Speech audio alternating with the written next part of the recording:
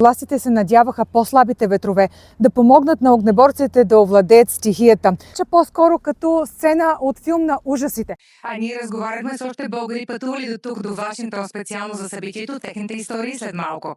Благодаря ти, Галя. България официално прие първият от 16-те изтребителя F-16 Block А-70. Здравейте! Властите смятат, че към момента няма нито един оцелял от тежката самолетна катастрофа.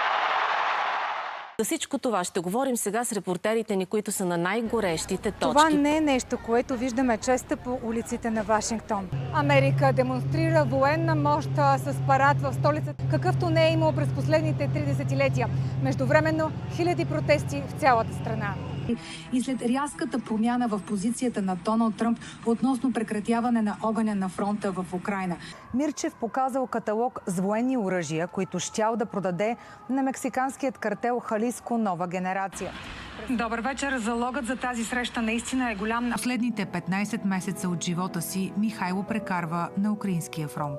Погребението на Чарли Кърк ще се състои на 21 септември при драконовски мерки за сигурност. За първи път в българският ефир ще получим и ексклузивна разходка в небето над Black Rock City. 80-та сесия на Общото събрание на ООН преминава на фона на политически катаклизъм. Реч дълга повече от час. Доналд Тръмп отприщи серия от критики срещу Обединените нации. Според някои анализатори, ефектът, който Тръмп има върху основните свободи и риториката в страната, ще оставят трайна следа върху поне едно поколение. Международните активи на Лукойл се оценят на над $22 милиарда,